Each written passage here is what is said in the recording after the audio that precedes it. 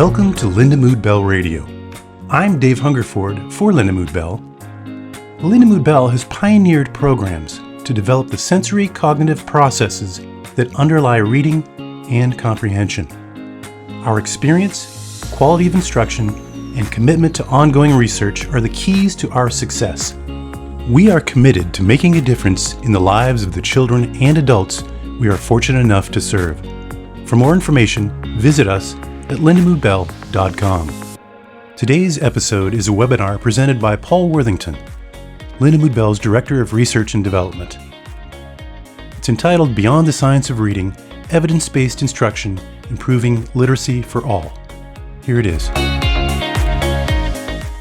Hello, my name is Paul Worthington. I'm the Director of Research and Development for Lindamood-Bell. Thanks for joining us on this presentation, Beyond the Science of Reading, Evidence-Based Instruction, Improving Literacy for All. Before we get started, I'm wondering if we can't do just do a little presentation on getting you to think about some things that I'm going to talk about and review at the very tail end of this presentation. Finish this common statement that we've all heard. A picture's worth what? How would you finish that sentence? How about this? If I were to ask you to explain to me and convince me that you just read a great book or maybe a fantastic book out of the past, what referentially would you refer to in your own mind in order to convince me that you had read this book?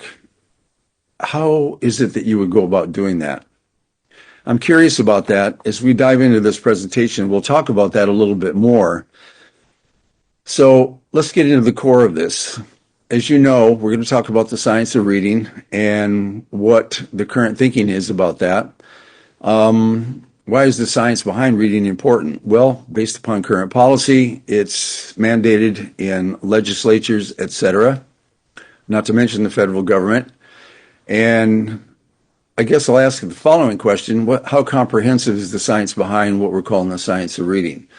So on the outline, we're going to talk about the crisis, past to present scientific methods, a little bit about the solutions that correspond to what we're thinking about in terms of addressing reading needs, and the current best theoretical models about the science behind reading, including neurological and behavioral evidence. And then we'll end with some future directions. You know about the crisis. I don't need to read this whole thing. But with the foundation that reading is the foundation for all educational attainment, we know that about 15% of the population in America, about 7 million kids or students, have a condition qualifying them for special ed. 85% of those have a primary learning disability, of which dyslexia seems to be the most prominent diagnosis. Beyond that crisis, think about this question also. Given the whole history that we've been involved in, and we're going to cover here shortly on the science of reading, have the reading statistics in terms of the percent of kids that are proficient in reading improved across the United States. And above and beyond reading, as you probably know, 1 in approximately 54 children are now diagnosed with autism in the United States. And not the least of which, it's not just a U.S. population, about 20% of the world's population falls into this category as well. Here's a quick thumbnail on the recent history associated with models or theories associated with reading. We know that in 1975, the IDEA was passed, and now it was even more of a policy issue to make sure that children in the area of reading were getting the instruction that they need, and if not, they were put into special ed. In 1986, Goff and Tumner produced a little formula called the Simple View of Reading, which, as we speak, is still prominent and is part of the core behind the current models on the science of reading. In the 90s, we went through the reading wars, the classic debate between phonics and whole language. And then in 2000, the National Reading Panel report put forth its recommendations, and those came up with the 5 pillars of reading. Some would say now there are more pillars than that.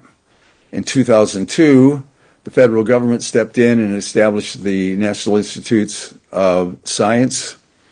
And in 2004, No Child Left Behind Act was passed, asking us to adhere to scientifically based reading research as we're addressing the needs of kids. So that lands us in the situation that we're in today. Beginning in the 1900s, the science beyond reading sort of emerged because we started looking into secondary categories on those factors that were associated with learning to read, namely such things as memory, linguistics, educational environments, sociologically speaking. And they started to reveal some new interesting evidence. More specifically, in the 60s, out of the behavioral sciences, we entered into what's generally referred to as the cognitive science of learning. And I'm going to go ahead and make the point that I think that that's where we need to land today as we think about the scientific method and how to in a more powerful way address the current condition in the science behind teaching children to read. And this is kind of where we land. What does the scientific method say about the scientific developments in reading? Well, let's visit this part. If you look at, we go through the evolution of the scientific method, observations, researching a particular topic area, forming a hypothesis, testing with experiments, analyzing data. We've been doing that for a long time. Well, the science of reading has landed in the form of a conclusion about this is not but the science of reading. Let's see where that leaves us. If we enter into a cognitive science of learning, I think that maybe the best way to think about it is that it encompasses the science of reading. And let me be clear. We're not saying the science of reading is wrong. Evidence-based interventions now show that significantly more individuals can learn to read and comprehend to their potential, including those qualifying for special education and or diagnosis with dyslexia.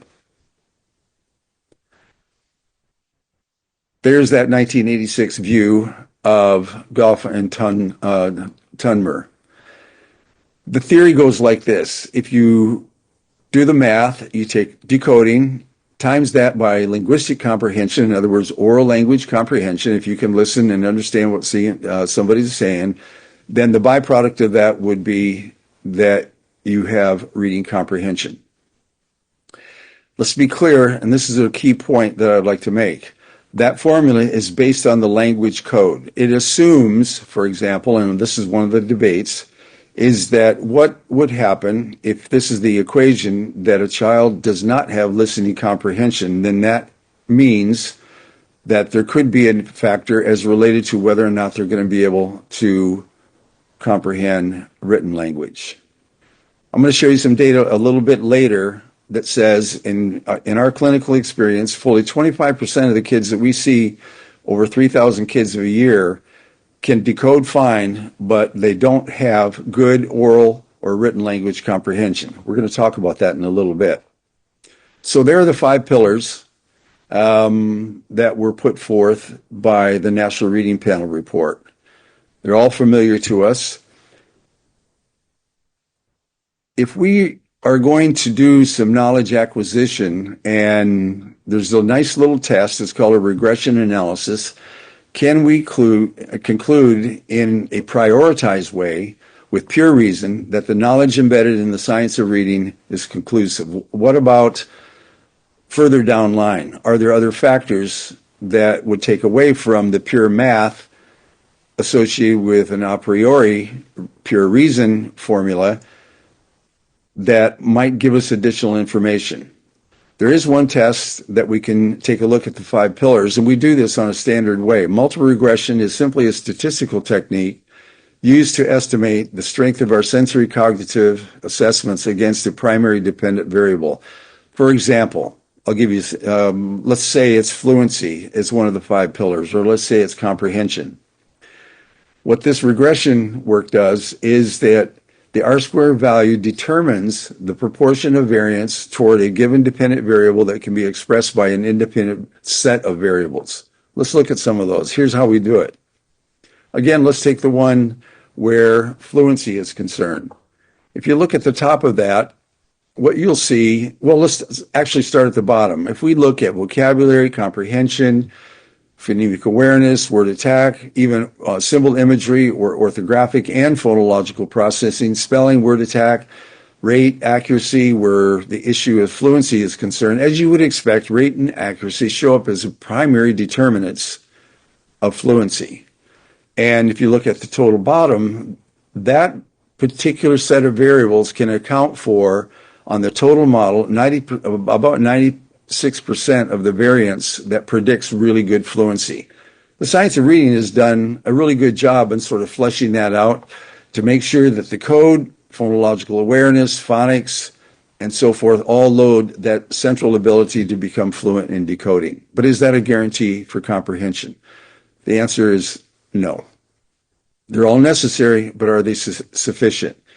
If we look at the dependent variable of comprehension, the equation changes substantially. Using that same set of variables, we get all the way up to vocabulary, where we see about 25% of the variance. Now, mind you, this is on a data set of all the kids who come into Lindamood-Bell learning processes who do have formative reading issues. We see that for comprehension as the dependent variable, that only about 40%, 41% maybe, of the variance can be explained leading up to comprehension. That means there's something missing. What is it that children need to be able to do above and beyond these regressed factors in order to be able to comprehend? Well, one of the prominent theories out there that does have substantial power to it is structured literacy, that's used predominantly by the International Dyslexia Association.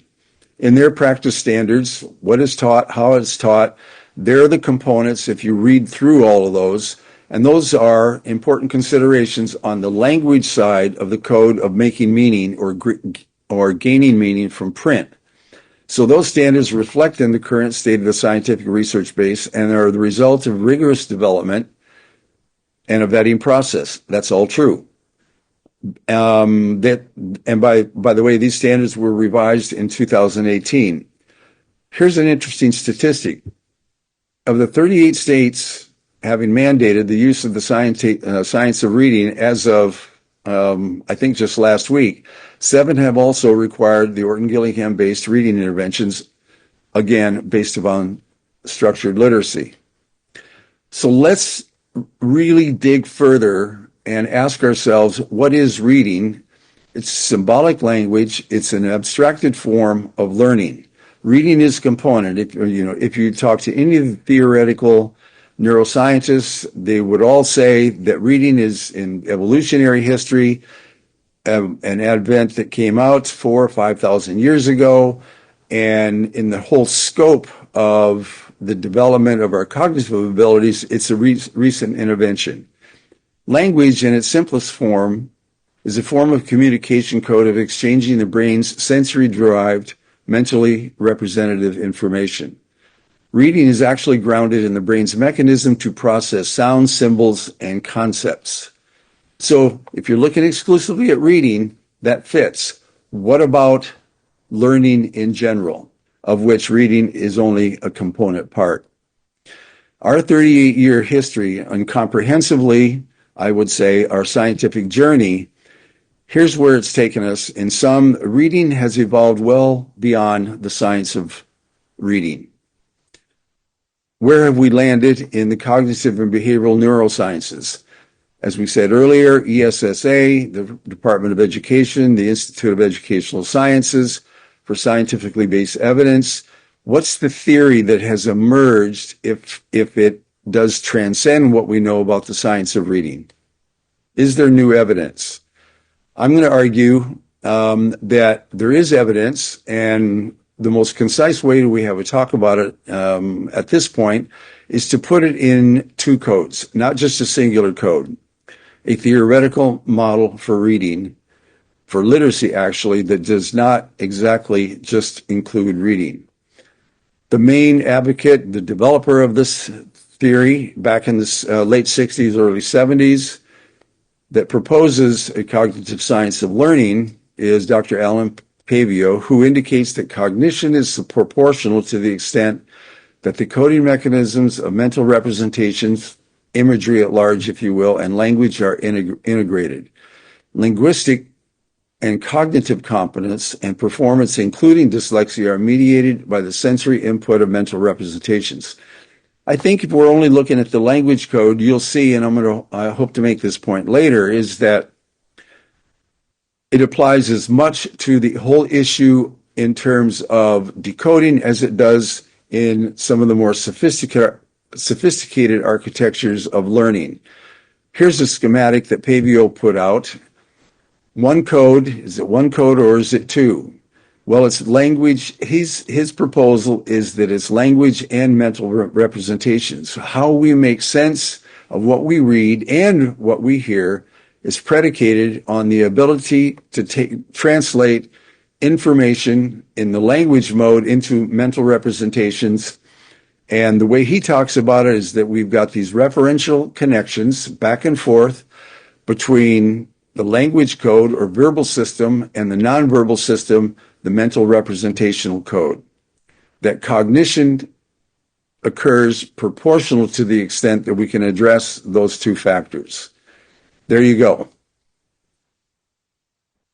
That is the singular code if we're thinking about it only from the language format.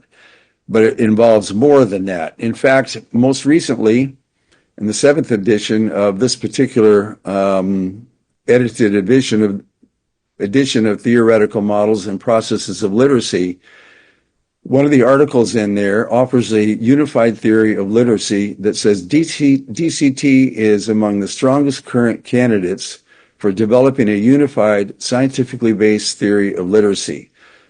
The principles apply to grapheme-phoneme correspondence, which we all know is powerful and it's a strong component of currently the science of reading. But it goes beyond to vocabulary, grammar, the construction of mental models of text episodes, and imaginative responses to text, including social construction of self and others in literacy encounters. In other words, DCT model addresses decoding as well as oral and written language comprehension. They put Dr. Pavio and one of his colleagues, Mark Sadowski from Texas A&M, put this out in the form of a book on imagery and text, a dual coding theory of reading and writing.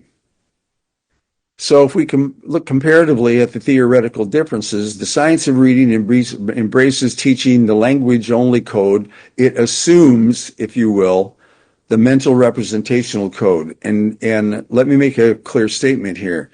Just as there are individual differences in the alphabetic code, particularly in phonemic awareness, the ability to have short and long-term memory for orthographic processing and orthographic mapping, so there are enormous individual differences in a people's ability to take in language and generate mental representations at a conceptual level.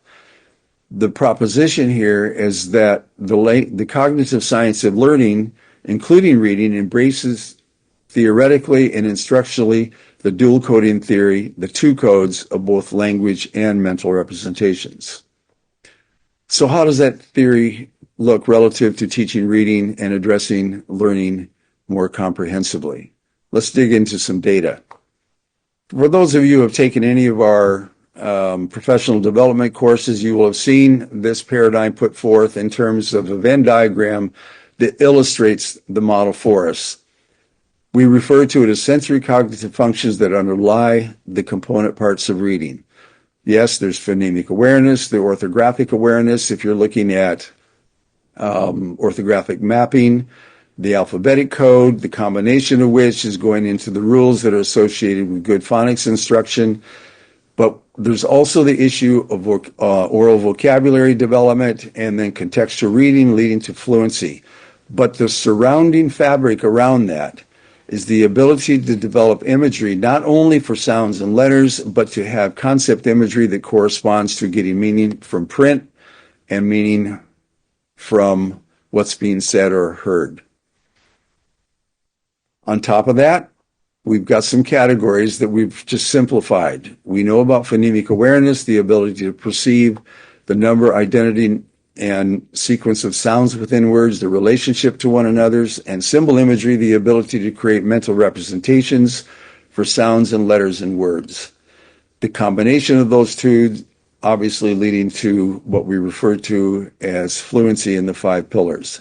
But beyond that, we'd like to address it in the concept of concept imagery, the ability to create an image gestalt for oral and written language paired with language expression, the ability for children or individuals to be able to verbalize what it is that they've mentally created in the form of mental representations. So it's kind of a parts whole issue. If you look at it for symbol imagery, for orthographic or phonetic processing, both being symbolic in nature, is the imagery for sounds and letters within words for decoding. Concept imagery, more or less, being an image whole for oral and written language components, all the way from vocabulary to defending your PhD dissertation, if you're in graduate school, all based upon the ability to generate mental representations.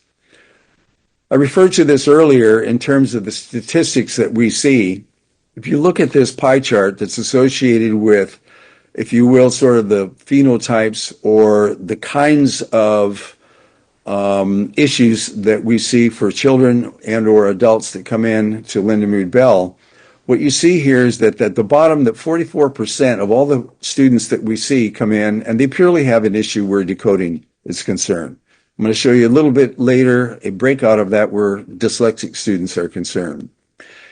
More interestingly is that 31% of the students that we see actually have some issue in both decoding and or comprehension if we look through those factors that we looked at earlier that are leading to the ability to comprehend. And there's that 24%. They have no decoding issues. Their only issue is in the area of language comprehension. And by the way, this is based upon information that we've gathered since 2008, up to almost 30,000 students. So how do we address that from an instructional standpoint? Obviously, we dive in, we address the symbol imagery for both phonological and orthographic imagery for reading and spelling words. From a conceptual standpoint or at the instructional level, we go into a particular methodology where metacognitively we have students teach students through a series of questions to consciously develop mental imagery based upon what they're hearing or what it is that they're reading. And our position is that to get to higher order thinking skills, they have to have an image gestalt, an image whole that corresponds to what it is that they're reading or hearing, to include main idea, conclusions, drawing inferences, predicting, extending, evaluating information from what they've read.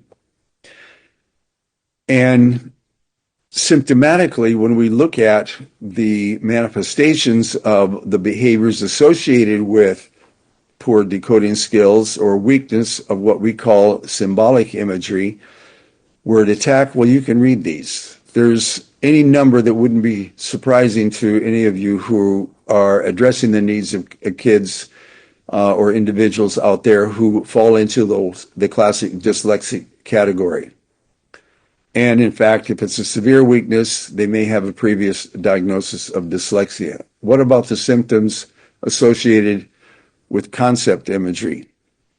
But before we do that, it's simple. You want to bring to a conscious awareness the symbolic structure, as indicated here in the case of letters, The student is visualizing what those letters are that correspond to their phoneme awareness or the sounds.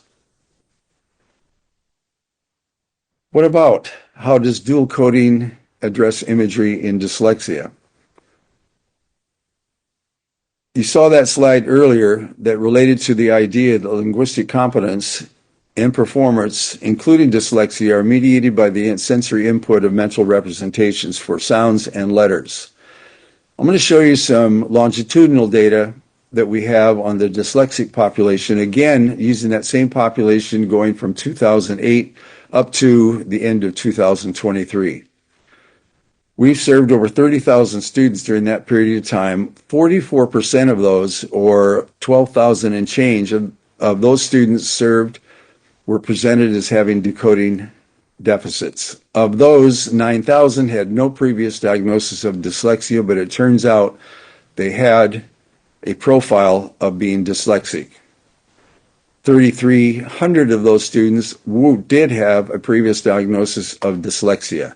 When we started digging into the data after instruction, on average, with 123 hours of instruction, you can see the pre and post percentiles. And what I'd like you to notice is that over there on the right-hand side, notice that vocabulary was not an issue for these students. They came in with a previous or a beginning diagnosis at the 68th percentile. But more importantly, look where their symbol imagery, where their phonological awareness, their word attack skills, their accuracy, their fluency, all resided at pre-assessment. They were all below or in the lowest quartile. By the way, these were all statistically significant from pre to post. If we look at it from a standard score, you can see that the large effects took place on all fronts, even though we didn't get as far as we would have on the accuracy and fluency in reading. Vocabulary wasn't even addressed, and we only had small effect sizes there. While we were doing this, and as we went through this, coincidentally, we happened to be involved in a lengthy study with Stanford University on doing some neurobiological intervention, behavioral intervention work with Stanford University, looking at dyslexia growth analysis. In the summer of 2020, we initiated a replication study of some work that started with Dr. Jason Yateman up at the University of Washington, addressing the needs of dyslexic students. Like the UW research, this was a neuroscientific intervention studying the use of the Seeing Stars program to address remediation effects for students identified as dyslexic. Here are some numbers that we've combined between those two populations, the numbers of students diagnosed and undiagnosed, 1,400, and those are the breakout categories. On the neuroscientific side, we had 72 students that went through these two interventions, the average hours of instruction, who had a profile that matched. So we had a profile match between the students that were going through the studies at UW and at Stanford. We threw them into the fabric of all the students that were going through Lindamood-Bell. In other words, it's based on students who received that instruction over that period of time between 2020 and now. When we looked at the pre-profile, we had a match between all the students, but the breakouts were the students. We had 961 were undiagnosed, 498 that were diagnosed, and the 72 from the Stanford and UW study. What did we find on pre to post on the magnitudes of change if we looked at it on the standard score changes? We had across the board standard score changes. That's all well and good. But a standing question out in the policy world is how effectively can we really affect change? Can we get those children, say, out of the bottom quartile into what we can consider a normal range of functioning on the changes in reading behavior? So the 1,400 dyslexic students in our learning centers, less than 72 from UW and Stanford, demonstrated reading progress that was statistically equivalent to that of the students in the neuroscientific investigation. So we were granted the opportunity to see what we were doing clinically was matching what we found in the Stanford and UW study. Here was the interesting part of the study. When we look at the aggregate quartile movement for this conglomerate of dyslexic students, there you see the breakout. When we look at, for example, the big key on whether or not they were dyslexic, did we actually improve their word recognition skills? What you see is for all the students, just jumping to the chase, we had a change on getting these students one or more quartiles out of that bottom quartile into the normal range of reading development, up to 69% of them. The standing question for us is we only had 120 hours of intervention. What would that have looked like if we could have had more hours of intervention? What about the main reason that we read for these dyslexic students? Did we fundamentally change their reading comprehension as an artifact of their being able to decode more fluently? We saw 56% of these students where their comprehension changed substantially. In other words, getting them out of the bottom quartile.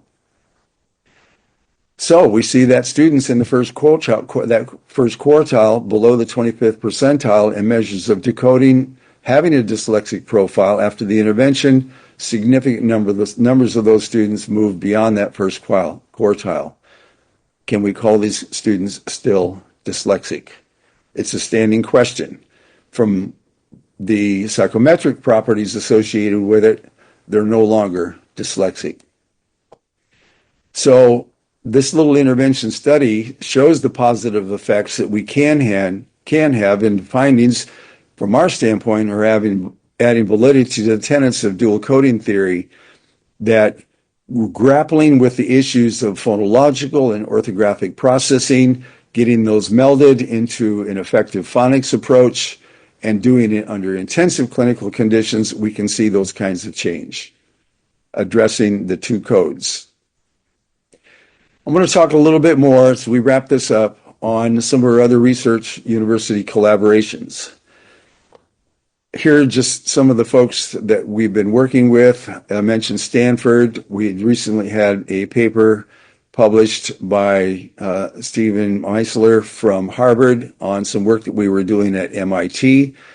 I'm going to show you some results of our Georgetown, also a paper produced out of Texas A&M University about applied research in a school district in Pueblo, Colorado. And then finally, some work that we're currently doing under a funded program at the U.S. Department of Education.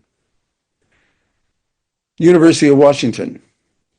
We have found in, I think there's 5 papers that have been put out on this so far, and I'm just going to highlight some of the changes. All these studies are posted on our website, but we have found in this significantly that there have been substantive changes in the white matter and the dosage amounts that correlate to changes in reading behavior. In other words, the more the dose, the stronger the developments in reading behavior. These interventions' positive efficacy in developing dyslexic readers' sensory cognitive functions, again in phonemic awareness and orthographic processing, is related to measures of decoding, suggests the universality of phonemic awareness, orthographic awareness processing with dyslexic students.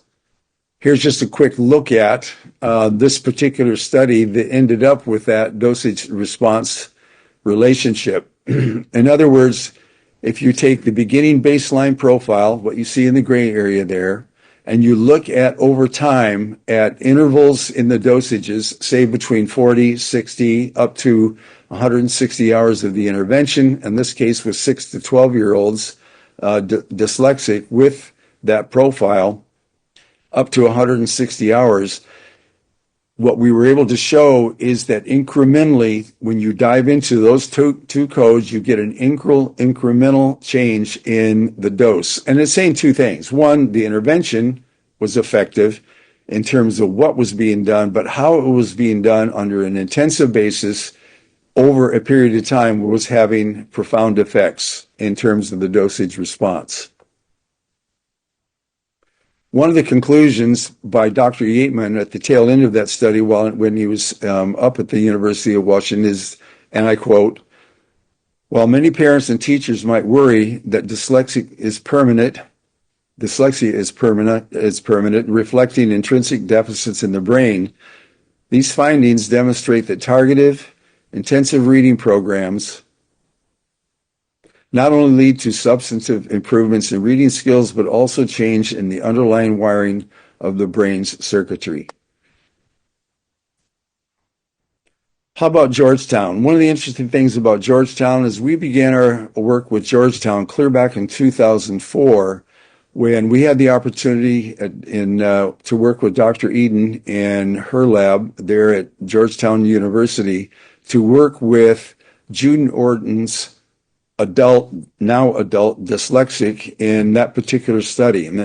And one of the outcomes of that there were positive reading improvements resulting from the interventions that were associated by gray matter volume changes. In other words, we're changing an increase in the actual gray matter volume within these adults' brains. That was interesting, given that these were on average all adults over 40 years old. Concluding that both reading improvement and gray matter GMV changes are maintained after the training period. And they're the associated, if you read the article, those are the associated brain structural areas that showed increasing GMV changes at the end of the intervention. That's what it looks like in terms of the changes over time. And what's interesting about this is that it wasn't just a pre and post, it was looked downstream to see whether or not both the gray matter changes held as well as the reading behavior changes held. This was published back in 2011. And if you look at the time 1, time 2, that's the associated neurological changes in the GMV signals in the hippocampus, the precuneus, and the right cerebellum. That's fascinating that was some of the initial work that showed that there are structural changes neuroanatomically as associated with a reading intervention. After we began our work with Dr. Eden, we worked also with John Gabrielli at MIT, and again, using the Seeing Stars program, we found some other interesting intervention components, which led to significant improvement both in phonology and orthography in terms of co-occurring with cortical growth, especially beneficial with children from lower SES home environments. That was a surprise to us. We didn't even expect any findings that came out of that study. In conclusion, the intervention effects were substantial as growth means favored the intervention group, suggesting the response to the intensive reading intervention was related predominantly to white matter plasticity and tracts most associated with reading. And just very recently, in fact, published just last year on this white matter microstructural plasticity associated with an educational intervention in reading disability, was that this particular, what you see is pre and post, not only were there changes, what you see in the graphic on the left, were there changes in the ability to orthographically process the letter relationships symbolically in syllables, but there was regression on the control group over that same period of time. The researchers collected these reading scores and the weighted images at the beginning and end of summer, and this was for 41 children with reading disabilities. And by the way, these were younger children who had completed either the first or second grade, being randomly assigned to receive the intensive intervention and or were put in the wait list group. Again, these are all published. Finally, what about research in the area of comprehension? We talked about that in terms of another factor related to dual coding theory. Here's the question: what's the main reason to read? We all know that. Is there a multisensory function that's foundational to memory and comprehension such that phonemic awareness and orthographic awareness are foundational to decoding? This is a real interesting and critical question. If you ask somebody, what is it that's going on in the brain that correlates to reading such that phonemic awareness or orthographic mapping happen to relate to decoding, what's the standard issue when it comes down to what interventions or how are you addressing the needs of children who have comprehension deficit? What's the key term that's used to address intervention for comprehension? It's strategies. You do not hear, classically anyway, of nomenclature that describes at a functional brain level what the representational or the sensory artifact is that loads comprehension such that phonemic awareness and orthography load the ability to decode. As I indicated earlier, we call it concept imagery, the ability to generate mental representations being the second code. I asked you earlier, if I were to ask you, how would you represent to me your knowledge of the last book that you read or a book that you really enjoyed? What would your referential processing be? What would you go to in your own mind's eye to convince me and verbalize to me or orally present to me or anybody else a great book to read? The referential processing, as it turns out, and this is a really bizarre artifact because this knowledge has been around for basically decades, that there are just as many individual differences in our ability to generate mental representations as there are where imagery is concerned, as there is, say, in phonology. If we look again, that the whole concept behind the ability to comprehend is predicated on the ability to generate mental representations. And we've been arguing this for some time based on this Venn diagram, that we need children to be able to image the whole from what they read or hear. That language coming in orally or whether it's coming in written format, the primary parts can be grasped and then constructed to get meaning in its most robust form.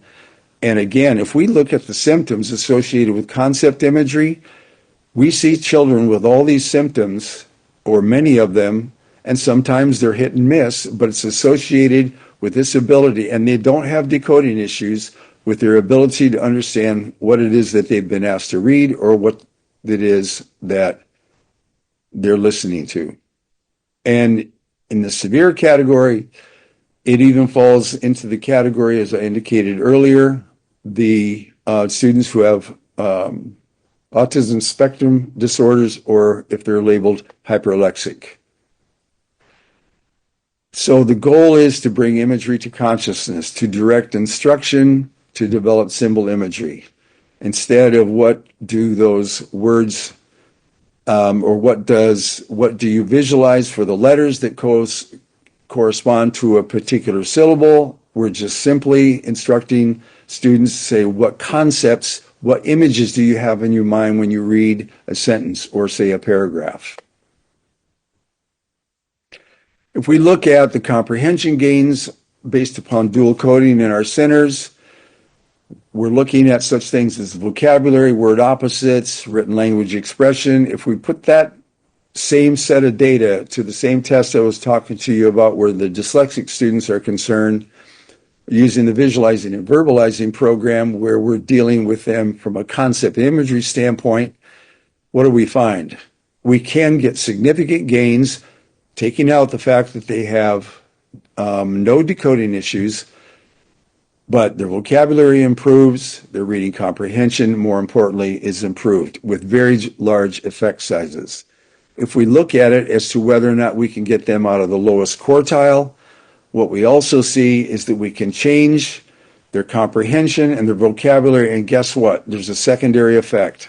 If they're not struggling with meaning from what they're reading in paragraphs, etc., it actually has a secondary effect on their ability to read fluency. In other words, they don't have to stop. They don't have to reread because they didn't get it the first time that they read it. Even when we look at severe comprehension students who are clear down at the 8th percentile, what you can see is that their percentile change can go from the 8th to the 47th. And by the way, this is with nearly 1,000 students over that same period of time between 2008 and 2023. That's a standard score change of 20 points with, on average, 105 hours of intervention. For those students, we get a comprehension score change, getting them out of that first quartile of 74% of the students evolving into a second or third profile. Finally, on the neuroscientific side of the equation, we've had the opportunity to work with the University of Alabama since 2015 with children on the autism spectrum. Significant findings are as follows. Participants with a diagnosis of autism significantly improving their pre to post reading comprehension scores, while control groups have not. This was again using visualizing and verbalizing, helping to improve their reading comprehension. And the interesting thing about this is that it's finding the same thing that we found in the dyslexic studies, where the connectivity components of what we're seeing in the plasticity of the human brain are changing, that correlate highly with changing in reading behavior. Significant relationships between the changes in reading comprehension abilities, and this is as measured on the Great Oral Reading Test, and the changes in local conductivity are shown on that linear progression slide there. So we're pretty excited about this. 6 papers have been put out since that period of time. The last paper indicated as such, and I need to read this because this is the first time, in fact, this just came out this year in the Frontiers of Psychiatry Journal. The VV intervention programs designed by Nancy Bell and developed by Lindamood-Bell Learning Processes is a language remediation program that has been widely used among children with reading disorders. The VV intervention is built on the principles of dual coding theory of cognition, an established scientific theory that postulates that both visual representation and verbal information are necessary for optimal language comprehension. Specifically, the VV method teaches children to form a gestalt or concept images as they process verbal and written language. With the goal to develop oral and written language comprehension, bolster vocabulary, and foster higher ordering thinking skills.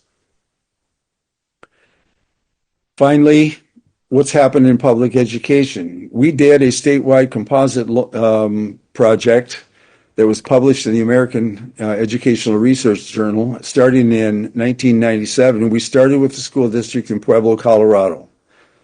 They examined the authors on this particular article from Texas A&M looked at reading achievement grades 3 through 5 during the years 1998 through 2000. Statistically significant, showing increased gains favoring the composite of all the programs that I've been talking to you about. Intervention were found overall in an analysis of the Title I schools. Within 8 years, 470 students were moved out of special education. Over 9,000 at-risk students received intensive reading intervention in one or both programs. And over 25,000 children received developmental reading instruction. So we were not just doing this in tiers 2 or 3, we were doing this across the board in all tiers of instruction, revealing statistically significant effects and increasing gains favoring the DCT-based reading intervention were found both in overall and analysis of Title I schools. When they published this paper in 2006, basically what this is showing is the percent of students increased proportionally. If you look at the p-value there, starting from 98, the percent of students from 98 to 2000 three increased proportionally for the numbers of students who were proficient in reading, not only solely within the district, but when it was compared across the state. If you look at this chart, their study compared these 24 comparable districts. They compared the gains over that period of time that were ranked by percentage of targets met for adequate yearly progress by the state of Colorado. And what you see on the left-hand side is the percent of students who were in free and reduced lunch and the percent of students who were minority students on the percent of targets made in adequate yearly progress as compared to the rest of the districts in that state, all 24 of them, over that same period of time. The effects were noted as follows. The emphasis on associating language with multi-sensory mental images is a direct application of dual coding theory. Any theory of reading or writing that does not eventually align with a broader theory of general cognition will not endure. Reading and writing are cognitive acts, as Sadowski and Wilson point out in that article. And following that, actually at the Norman Geschwin lecture, ultimately published in the Scientific American Journal, on the classic debate that he made because he was studying reading experimental disorders in the classic nature-nurture debate and looking at twin studies and educational environments, he found the following. If he looked at all the Pueblo data, the question is, can you move the distribution on a bell curve completely to the right if you're looking at a whole population of students within a given school district? And this is his data. At the Norman Geschwin lecture, he found that overlapping third grade CSAP distributions for Pueblo 60 and a comparable district, in fact, did do that. Where in the beginning, the CSAP score or the state mandated test was at 530 as compared to Westminster School District. And over that period of time, those 8 years, Pueblo went up to 579 on the mean distribution on a bell curve, whereas Westminster stayed essentially the same. So under the evidence-based mandates of ESSA and the research that associated with the cognitive science of learning, if it continues, where does that lead us? We think that, as we know, that, and I think everybody agrees with this, is that the science of reading needs to be organic. We're taking a look at evidence as it emerges, as associated with as we compare it to what we're doing currently.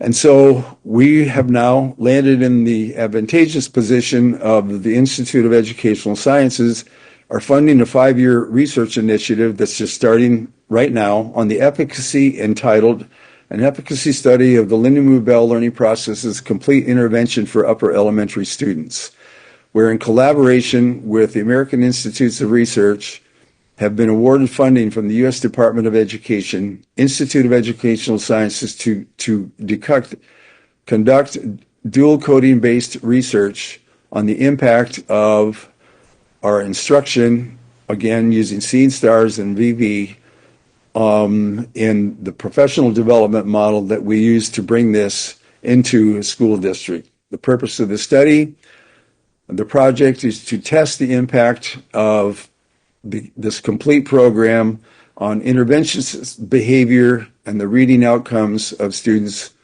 at risk for reading disabilities in upper elementary. Taking place in 50 public elementary schools, hopefully addressing 900 students in grades 3 through 5 who are eligible for Tier 2 and Tier 3 reading instruction, and ultimately addressing 300 district reading interventions to participate in the research. So there you have it, dual coding and a cognitive science of learning, embracing the science of reading. The science of reading, the simple view, etc., serving as a model for the science of reading, basically constructed around a singular code. We're arguing that it should be more robust into a cognitive science of learning, including both oral language processing, addressing it from a dual coding theory, and applying that sensory cognitive functions to all learning, not just decoding or reading. 2 codes, language and mental representation. As we think about how to conclude this, reading is cognition, and cognition is an interplay of mental representations and language, not just language. Reading is not just a single code. The brain's sensory systems are prima facie to language. The artifacts of the science of reading, decoding, syntax, semantics, and morphology are all necessary, but they're not sufficient. They're not wrong. It's just that we've learned a lot more. Decoding, phonology, orthography, symbol imagery, memory, and comprehension, concept imagery all fit within a model of DCT, a cognitive science of learning.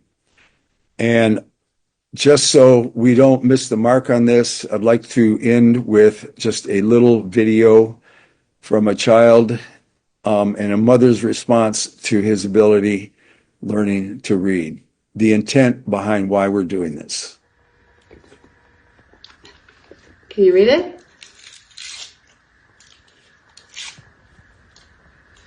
What does it say? Happy events all take place in your home. What? Say it again? Happy events all take place in your home.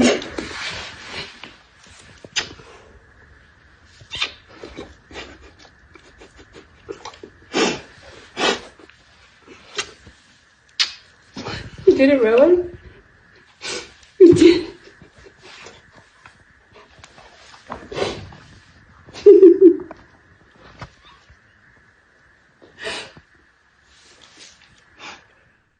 So I'll conclude with, if we measure sensory cognitive processing, differentiate the diagnosis, and provide instruction to develop the sensory input of imagery to interplay with language, individuals can become independent in language and literacy skills. Nancy Bell.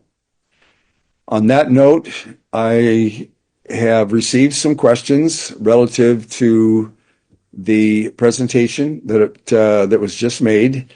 One of the questions being, in the forthcoming research that's being conducted, being evaluated through the Institute of Education Science, contracted with the American Institutes of Research, what do you really hope to gain?